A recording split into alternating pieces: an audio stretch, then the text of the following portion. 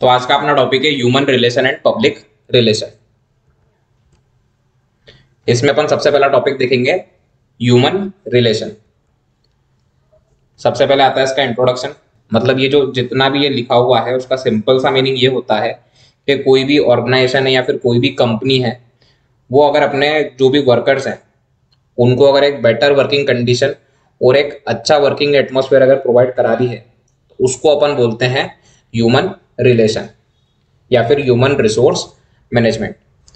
अब इससे कंपनी का क्या फायदा होता है? तो कंपनी का ये फायदा होगा कि अगर आप अपने वर्कर को अच्छा वर्किंग कंडीशन और अच्छा एटमॉस्फेयर अगर प्रोवाइड करा रहे हैं, वर्किंग एटमॉस्फेयर, तो क्या है, जो भी वर्कर्स रहते हैं वो मोटिवेशन के साथ में और इंटरेस्ट के साथ में काम करेंगे और जो भी आपके ऑर्गेनाइजेशन का जो भी गोल रहता है आप उसको इजीली अचीव कर सकते हो।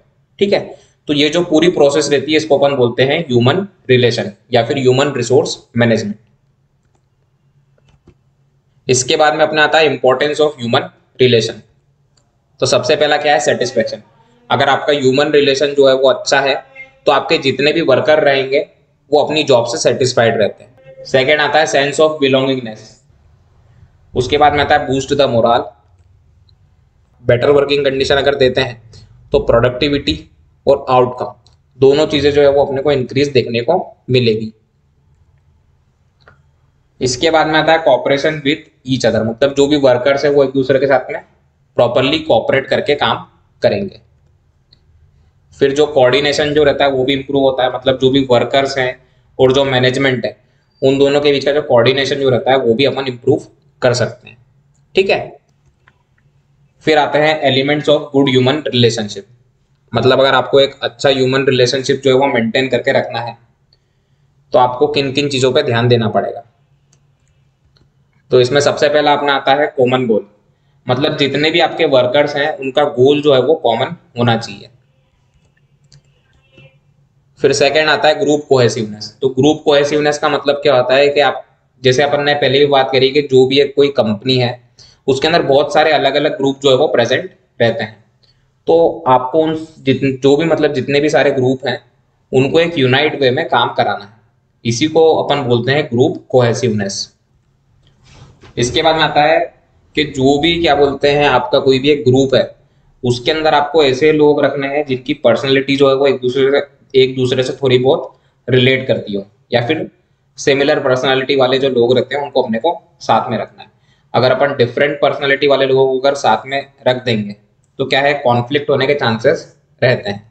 इसलिए आपका जो भी ग्रुप है उसके अंदर आपको ऐसे लोगों को रखना है जिनकी पर्सनालिटी जो है वो एक दूसरे से सिमिलर हो।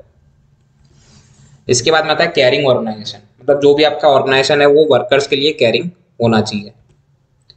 इसके बाद में आता है इफेक्टिव कम्युनिकेशन। ये सबसे इंपॉर्टेंट चीज़ है कि अगर आपको किसी भी चीज़ को सॉल्व करना है या फिर कोई भी अच्छे रिलेशनशिप अगर बिल्ड करना है किसी के भी साथ में, तो आपका कम्युनिकेशन लेवल जो है वो बहुत अच्छा होना चाहिए और इफेक्टिव होना चाहिए। इसके बाद में आता है म्यूचुअल ट्रस्ट। मतलब जो भी आपका मैनेजमेंट है और जो भी वर्कर है उनके बीच में एक म्यूचुअल ट्रस्ट जो है वो होना चाहिए। इसके बाद में आता है मोटिवेशन। आपके जितने भी वर्कर हैं आपको उनको मोटिवेट करके रखना है। उसके बाद में आता है ग्रेट ह्यूमन अंडरस्टैंडिंग। मतलब जो भी मैनेजमेंट रहता है उसको अपने जितने भी वर्कर्स रहते हैं उनका बिहेवियर और उनके बारे में एक अंडरस्टैंडिंग जो है वो होनी चाहिए। तो ये रहते हैं अपने कुछ एलिमेंट जिसके थ्रू अपन एक अच्छा ह्यूमन रिलेशनशिप जो है वो बिल्ड कर सकते हैं। तो टेक्निक में सबसे इंपॉर्टेंट चीज रहती है मोटिवेशन। मोटिवेशन क्या है? मेन सोर्स है और मेन टेक्निक है जिसके थ्रू आप आपके जितने भी मेंबर्स हैं ऑर्गेनाइजेशन के उनको मोटिवेट करके रख सकते हो। और अगर आपके वर्कर्स जो है वो अगर मोटिवेट रहते हैं तो आप इजीली जो है जो भी आपका ऑर्गेनाइजेशन का गोल है उसको अचीव कर सकते हो। ठीक है, अब इसी के अंदर अपन दो चीजें देखेंगे। सबसे पहला आता है इसमें पॉजिटिव मोटिवेटर्स। मतलब जो भी पॉजिटिव मोटिवेटर्स हैं उनका यूज करके अपन एक अच्छा ह्यूमन रिलेशनशिप जो है वो बिल्ड कर सकते हैं। अब इसमें सबसे पहले आता है शेयरिंग इन्फॉर्मेशन। मतलब जो भी लीडर है अगर उसके पास कोई भी इंफॉर्मेशन आ रही है तो उसको अपने ग्रुप में शेयर या मतलब जो भी इंफॉर्मेशन आ रही है उसको शेयर करना है। उसके बाद में आता है शो एप्रिसिएशन। मतलब जो भी अगर आपके ऑर्गेनाइजेशन में अगर कोई अच्छा काम कर रहा है तो आपको उसको अप्रिशिएट करना है। उसके बाद में आता है allowing the employee to feel pleasure in their activities, show sympathy. इसके बाद में आता है कि जो भी एम्प्लॉय है उनको ऐसा फील कराना है कि वो भी एक वैल्यूएबल मेंबर है ऑर्गेनाइजेशन के, मतलब उसको ऐसा फील होना चाहिए कि हाँ यार मैं भी कुछ इंपॉर्टेंस रखता हूँ मेरी ऑर्गेनाइजेशन में। ठीक है, तो ये कुछ पॉजिटिव मोटिवेटर्स है जिनका अपन यूज करके एक अच्छा ह्यूमन रिलेशनशिप जो है वो बिल्ड कर सकते हैं। इसके बाद में आता है नेगेटिव मोटिवेटर्स, इनका अपने को यूज नहीं करना है। ठीक है, इसमें सबसे पहला आता है थ्रेट, किसी को भी थ्रेट नहीं देना है, धमकी वमकी। उसके बाद में आता है इंटिमिडेशन, इंटिमिडेशन का मतलब होता है लॉस ऑफ सेल्फ कॉन्फिडेंस। इसके बाद में आता है क्रिटिसिज्म, फिर आता है डेनिग्रेशन। इसके बाद में है विथहोल्डिंग ऑफ इंफॉर्मेशन, अपन ने पॉजिटिव वाले में देखा था कि शेयरिंग ऑफ इंफॉर्मेशन रहता है। ठीक है, तो विथहोल्डिंग ऑफ इंफॉर्मेशन का मतलब ये होता है कि अपने पास अगर कोई भी इंफॉर्मेशन आई तो अपन ने क्या है वो अपने तक ही रखी और जितने भी ग्रुप के मेंबर है उनको नहीं बताया। जैसे आपकी क्लास में कोई भी इंफॉर्मेशन देने का काम आपको बोला तो आपने क्या करा, वो इंफॉर्मेशन लोगों को बताई नहीं, इसको बोलते हैं विथहोल्डिंग ऑफ इंफॉर्मेशन। इसके बाद में आता है इंडेंजर रेसेंटमेंट, मतलब एकदम से किसी से बात करते करते एकदम से गुस्सा हो जाना, जिसको अपन बोलते हैं हिंदी में आक्रोश। उसके बाद में आता है closing the door of communication, मतलब किसी कोई भी अगर आपसे बात करने आ रहा है तो उससे आप ढंग से ना तो बात कर रहे हो ना उसकी बात सुन रहे हो, इसको बोलते हैं closing the door of communication. तो ये जितनी भी चीज रहती है उसका अपने को यूज अवॉइड करना है। ठीक है, तो ये रहते हैं अपने कुछ नेगेटिव मोटिवेटर्स। तो मेनली जो अपना मतलब टेक्निक थी उसके अंदर मेन रहता है मोटिवेशन, और मोटिवेशन में अपन ने सबसे पहले देखे पॉजिटिव मोटिवेटर्स जिनका अपने को यूज करना है, फिर अपन ने देखे नेगेटिव मोटिवेटर्स जिसका यूज अपने को अवॉइड करना है। इसके बाद में अपना आता है सेकेंड टॉपिक जिसका नाम है पब्लिक रिलेशन। तो पब्लिक रिलेशन का अगर अपन इंट्रोडक्शन समझे या फिर इंट्रोडक्शन देखें उसके पहले एक सिंपल समझ लेते हैं कि ये होता क्या है। तो कोई भी ऑर्गेनाइजेशन है और उसकी जो भी पब्लिक है उसके बीच का जो रिलेशन रहता है ना उसको अपन बोलते हैं पब्लिक रिलेशन। अगर पब्लिक और ऑर्गेनाइजेशन में अगर रिलेशनशिप अच्छा रहता है तो इसका मतलब क्या है कि जो भी ऑर्गेनाइजेशन है उसकी इमेज अच्छी है, और वहीं अगर जो भी पब्लिक है और जो भी ऑर्गेनाइजेशन है उनके बीच का रिलेशन अगर अच्छा नहीं है तो मतलब क्या है, जो भी ऑर्गेनाइजेशन है उसकी इमेज अच्छी नहीं। ठीक है, जैसे अपन समझ सकते हैं इसको इंडिया और पाकिस्तान से। अगर आप जाके कहीं भी बताओ कि यार मैं इंडिया से आया हूँ तो क्या है, लोग आपको एक सम्मान की नज़र से देखते हैं, और वहीं अगर आप बोल दो कि मैं पाकिस्तान से आया हूँ तो लोग 2-3 बार आपको चेक कर लेंगे यार इसके पास कहीं बम तो नहीं है। ठीक है, तो ये जो है वो एक इमेज वाली चीज रहती है, मतलब अपना रिलेशनशिप जो है वो अपनी अपनी जो भी पब्लिक है उससे कैसा है। इसके बाद में आता है public relation are important in achieving the objective effectively, मतलब जो भी अपने ऑब्जेक्टिव है अगर उसको अपने को इफेक्टिवली अगर अचीव करना है तो अपने को एक अच्छा पब्लिक रिलेशनशिप जो है वो बिल्ड करना पड़ता है। और सेकेंड आता है कि अगर आपको एक अच्छी इमेज अगर क्रिएट करनी है तो भी आपका पब्लिक रिलेशनशिप जो है वो इफेक्टिव होना चाहिए। इसके बाद में आती है इसकी डेफिनेशन जो कि किसने दी थी, पब्लिक रिलेशन यूएसए। अब ये क्या बताते हैं कि public relation is a deliberated planned sustained effort to establish the mutual understanding between organisation and its public. मतलब वही है कि एक डेलिबरेटेड प्लान्ड सस्टेन्ड एफर्ट है जिसके थ्रू अपन क्या कर सकते हैं, एस्टेब्लिश कर सकते हैं म्यूचुअल अंडरस्टैंडिंग ऑर्गेनाइजेशन और उसकी पब्लिक के बीच में। ठीक है, सिंपल सी डेफिनेशन है, कोई ज़्यादा टिपिकल कोई चीज़ नहीं है। दो ग्रुप है, एक मतलब एक ग्रुप जो है वो ऑर्गेनाइजेशन है और दूसरा ग्रुप जो है वो पब्लिक है। इन दोनों के बीच का जो म्यूचुअल अंडरस्टैंडिंग होती है उसको अपन बोलते हैं पब्लिक रिलेशन। ठीक है, अब अपन देखते हैं एलिमेंट्स ऑफ पब्लिक रिलेशन। सबसे पहला रहता है प्लान्ड एफर्ट, मतलब जो भी अपन चीज करते हैं वो प्रॉपरली जो है वो प्लान्ड होना चाहिए। सेकेंड चीज आती है रिलेशन बिटवीन टू ग्रुप्स। ठीक है, तो अपन इसमें क्या करते हैं, दो ग्रुप जो है उसके बीच की रिलेशनशिप जो है वो अपन शो करते हैं। अब इसमें दो ग्रुप कौन कौन से रहते हैं, पहला ग्रुप रहता है अपना पब्लिक, सेकेंड ग्रुप रहता है अपना ऑर्गेनाइजेशन। ठीक है, इसके बाद में अपन देखते हैं evaluation of attitude and opinion, मतलब जो भी पब्लिक है उसका क्या एटीट्यूड है और क्या ओपिनियन है उसको अपन इवेल्युएट करते हैं। इसके बाद में आता है organisation policy in term of public. अब ये जो है फर्स्ट के 2 पॉइंट जो है वो तो आपको समझ में आ गए होंगे कि एक प्लान्ड एफर्ट है और दो ग्रुप के बीच का रिलेशन।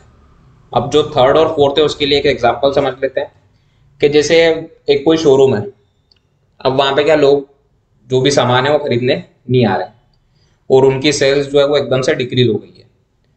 तो ये क्या करा अपन ने, जो भी पब्लिक का एटीट्यूड और ओपिनियन जो है वो समझा कि यार अपने वहाँ पे अब लोग जो है वो सामान खरीदने नहीं आ रहे हैं और जो भी अपना जो सामान है वो बहुत ज़्यादा स्टॉक में हो गया है।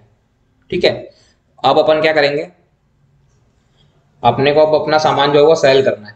तो सामान सेल करने के लिए अब अपन क्या करेंगे, जो भी ऑर्गेनाइजेशन की पॉलिसी है उसको वापस से फॉर्म करेंगे इन टर्म ऑफ पब्लिक। अपन क्या करेंगे, अच्छे अच्छे क्या बोलते हैं डिस्काउंट देंगे, अच्छे अच्छे ऑफर जो है वो देंगे ताकि लोग जो है वो अपने वहाँ पे आके अपना जो भी प्रोडक्ट है उसको कंज्यूम करें। ठीक है, तो इस टाइप से होता है evaluation of public attitude and opinion and organise policy in term of public.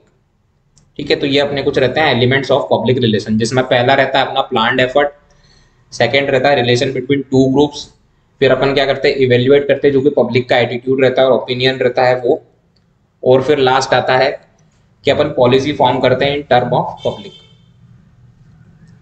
इसके बाद में जो चीज आती है वो है टूल्स ऑफ पब्लिक रिलेशन। अब आपने पॉलिसी जो है वो फॉर्म कर ली, ठीक है, आपने डिस्काउंट और ऑफर जो है वो बता दिए कि हाँ अपन डिस्काउंट और ऑफर जो है वो देंगे, पर अब आपको पब्लिक को भी तो बताना पड़ेगा कि यार यहाँ पे इस दुकान पे इतना डिस्काउंट और इतना ऑफर जो है वो चल रहा है।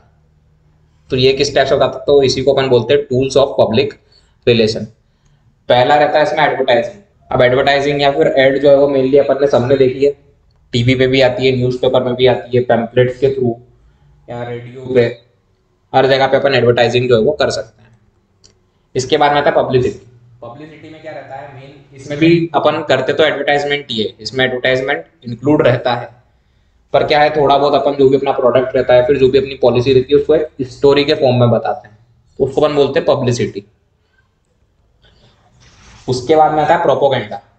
प्रोपोगेंडा क्या रहता है मेनली, जैसे इलेक्शन होते हैं ना, उस टाइम पे क्या रहता है कि बहुत सारे बड़े बड़े होल्डिंग्स लगते हैं बहुत सारी जगह, जो भी स्ट्रीट लाइट जो रहती है उसके ऊपर भी होल्डिंग्स लग जाते हैं। मतलब क्या है कि बहुत ज्यादा अच्छे मतलब बड़े लेवल पे क्या बोलते हैं जो अपन पब्लिसिटी करते हैं ना पोस्टर्स और इन सब के थ्रू, उसको बोलते हैं अपन प्रोपोगेंडा।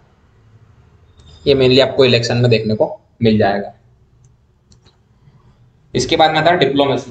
तो डिप्लोमेसी क्या रहता है कि इसमें अपन इंटरनेशनल रिलेशन जो है वो बिल्ड करते हैं, और ये मेन काम किसका रहता है, मैनेजमेंट का। इसके बाद में आता है अपना प्रमोशन। तो प्रमोशन क्या रहता है कि जो भी अपना पब्लिसिटी है अगर उसको अपन कमर्शियलाइज कर देते हैं तो उसको अपन बोलते हैं प्रमोशन। मतलब जैसे आपका कोई भी प्रोडक्ट है या फिर आपकी ऑर्गेनाइजेशन है, उसकी अगर आप पब्लिसिटी किसी भी क्या बोलते हैं पॉपुलर पर्सनालिटी से या किसी सेलिब्रिटी से या फिर किसी क्रिकेटर से अगर करा रहे हैं तो उसको अपन बोलते हैं प्रमोशन। और अगर जैसे एग्जाम में कभी लिखने को आ जाए तो उसमें अपन बस इतना लिख सकते हैं कि जो भी पब्लिसिटी रहती है उसको अगर अपन कमर्शियलाइज कर देते हैं तो उसको अपन बोलते हैं प्रमोशन, और ये बहुत बड़े लेवल पे होता है। ठीक है, फिर आता है अपना कैंपेनिंग्स। तो कैंपेनिंग्स क्या होता है कि मतलब जो भी अपना प्रोडक्ट है या फिर जो भी अपनी पॉलिसीज है उसको पब्लिक के बीच में जाके बताना। जैसे इसका एग्जांपल क्या समझ सकते हैं अपन कि जो भी प्यूरीफायर वाले रहते हैं या फिर जो एक्वागार्ड वाले रहते हैं वो क्या करते हैं डोर टू डोर जाके क्या बोलते हैं अपने प्रोडक्ट का जो भी स्पेसिफिकेशन रहता है वो बताते हैं, और उनकी कंपनी अब क्या नए नए ऑफर दे रही है वो बताते हैं। इससे क्या है एक पब्लिसिटी होती है उनकी कंपनी की।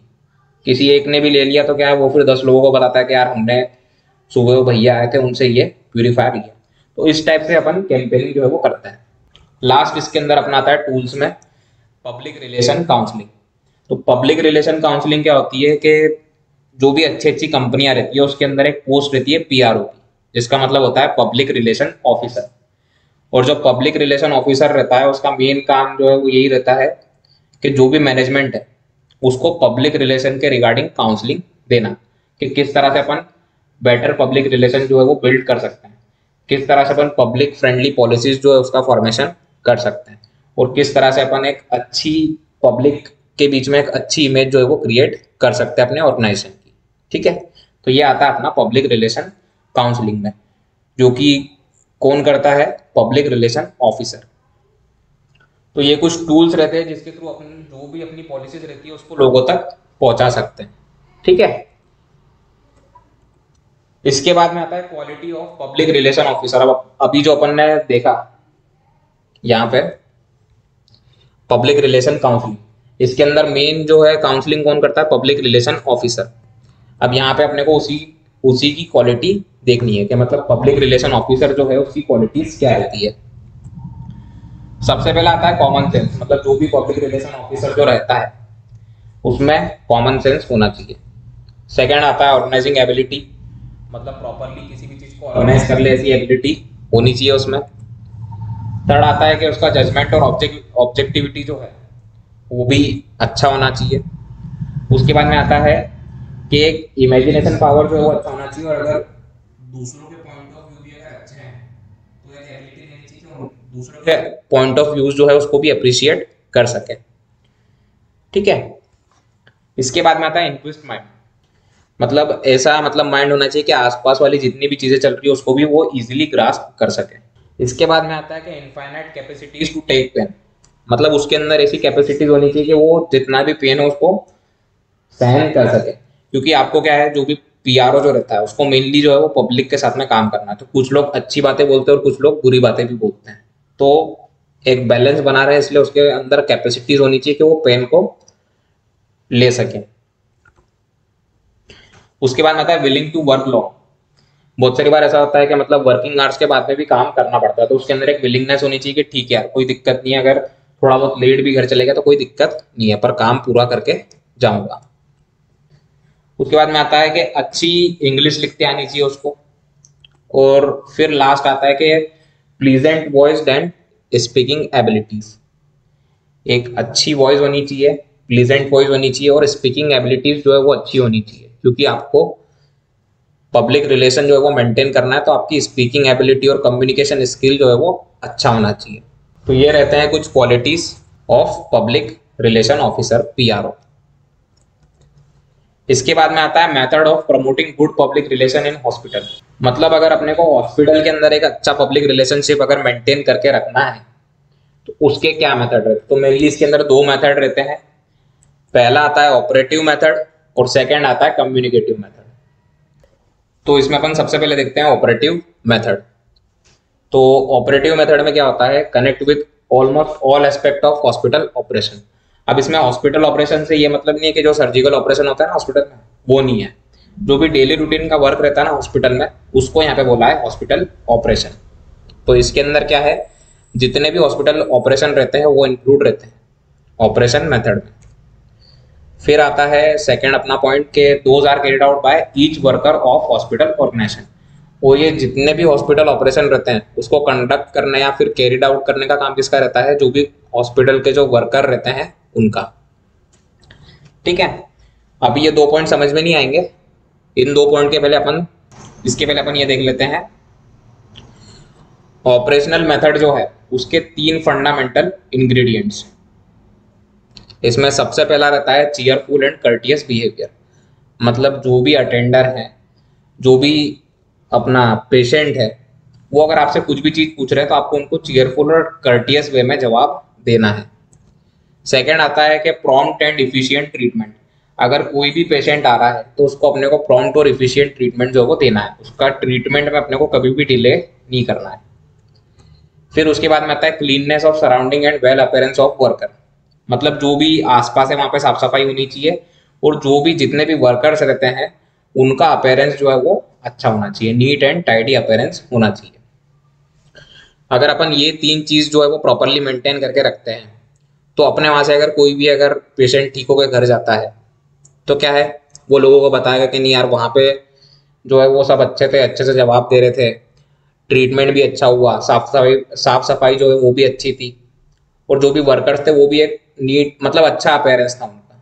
तो क्या है, इससे अपना जो भी मतलब जो भी अपना हॉस्पिटल है उसकी पब्लिसिटी होती है और अपन एक अच्छा पब्लिक रिलेशनशिप जो है वो मेंटेन कर सकते हैं। अब अपन आते हैं पीछे के दो पॉइंट पे। ऑपरेशन मतलब जो भी हॉस्पिटल ऑपरेशन जो है उससे क्या मतलब था, जो भी डेली एक्टिविटीज जो रहती है हॉस्पिटल की वो, और जो भी डेली एक्टिविटीज रहती है उसको कंडक्ट कौन करता है, हॉस्पिटल के वर्कर्स। ठीक है, तो मेनली ऑपरेटिव जो मेथड है उसके अंदर अपने को दो चीज ध्यान रखनी है कि जितने भी हॉस्पिटल ऑपरेशन है वो इंक्लूड रहते हैं, और हॉस्पिटल ऑपरेशन जो है वो कौन करेगा, जितने भी अपने वर्कर रहते हैं हॉस्पिटल के वो। और फिर इसके बाद में इसके 3 फंडामेंटल इंग्रेडिएंट्स। सबसे पहला आता है चीयरफुल और कर्टियस बिहेवियर। सेकंड अपना आता है प्रॉम्प्ट एंड इफिशिएंट ट्रीटमेंट। और थर्ड आता है अपना clean surrounding and well appearance of worker. अगर अपन ये सब चीजें अच्छे से मेंटेन करके रखते हैं तो अपन एक अच्छा पब्लिक रिलेशनशिप जो है वो मेंटेन करके रख सकते हैं। इसके बाद में अपना सेकंड मेथड आता है कम्युनिकेटिव। तो कम्युनिकेटिव नाम से ही समझ में आ रहा है कि जो भी अपनी पॉलिसीज रहेगी उसको अपन लोगों के बीच में कम्युनिकेट करेंगे। अब इसमें भी इसके कुछ पॉइंट्स रहते हैं, मतलब जो भी रिलेटिव्स है पेशेंट के या फिर जो भी अटेंडर्स है उनको अपने को अप्रोप्रिएट इन्फॉर्मेशन देनी है at the time of admission, at the time of discharge, और अगर वो कुछ भी इंक्वायरी के लिए आते हैं तो उस टाइम पे भी अपने को उनको प्रॉपर इन्फॉर्मेशन देना है। सेकंड रहता है open house approach to all visitor, मतलब जितने भी विजिटर रहते हैं उनको एक ओपन हाउस अप्रोच जो है वो रहना चाहिए कि वो कभी भी आके अपने से कुछ भी बात कर सकते हैं। उसके बाद में क्या रहता है कि जो भी एडमिनिस्ट्रेटिव राउंड जो है वो प्रॉपर टाइम टू टाइम लगने चाहिए, और हर समय अपने को रिटर्न नोट या फिर रिटर्न एप्लीकेशन के ऊपर इंसिस्ट नहीं करना है। अगर कोई अपने को वर्बल कंप्लेन भी अगर बता रहा है तो वो भी अपने को सुनना है। उसके बाद में आता है सजेशन बॉक्स। ये हर जगह देखा होगा, एक सजेशन बॉक्स करके एक बॉक्स बना रहता है जिसके अंदर लोगों ने अपने जो भी सजेशंस रहते हैं वो बताते हैं। इसके बाद में आता है कि विजुअल कम्युनिकेशन फिल्म शो।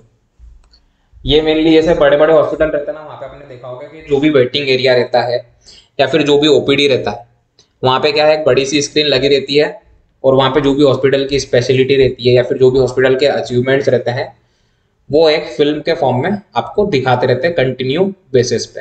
ठीक है, इसी को अपन बोलते हैं विजुअल कम्युनिकेशन फिल्म शो। इसके बाद में आता है hospital tour by various group, मतलब जो भी जैसे स्कूल ग्रुप हो गया, कोई कॉलेज ग्रुप हो गया या फिर कोई भी ग्रुप हो गया, उसके थ्रू अपने को हॉस्पिटल टूर जो है वो करवाना है। इसके थ्रू भी अपन जो भी अपनी पॉलिसीज जो है उसको कम्युनिकेट कर सकते हैं। इसके बाद में अपना लास्ट पॉइंट आता है कि आपको एक एनुअल हॉस्पिटल डे जो है वो मतलब एनुअल हॉस्पिटल डे जो है वो मनाना है, और वहां पे क्या है, एक छोटा सा गेट टुगेदर रखना है, लोगों को बुलाना है अपने को, और अपनी हॉस्पिटल की जितनी भी अचीवमेंट्स रहती है उसके बारे में लोगों को बताना है। ठीक है, तो ये कुछ पॉइंट्स रहते हैं जिसके थ्रू अपन जो भी अपनी हॉस्पिटल की जो भी पॉलिसीज रहती है उसको अपन इफेक्टिव वे में लोगों तक कम्युनिकेट कर सकते हैं। तो यहाँ पे अपना ह्यूमन रिलेशन और पब्लिक रिलेशन ये दोनों टॉपिक खत्म होते हैं।